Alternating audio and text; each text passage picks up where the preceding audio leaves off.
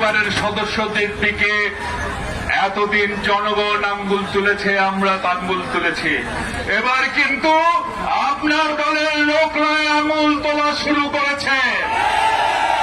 প্রবীণ সাংবাদিক মুসা সাহেব বলেছিলেন, আওয়ামী লীগদের সামনে পেলেই বলতে হবে, কি বলতে হবে?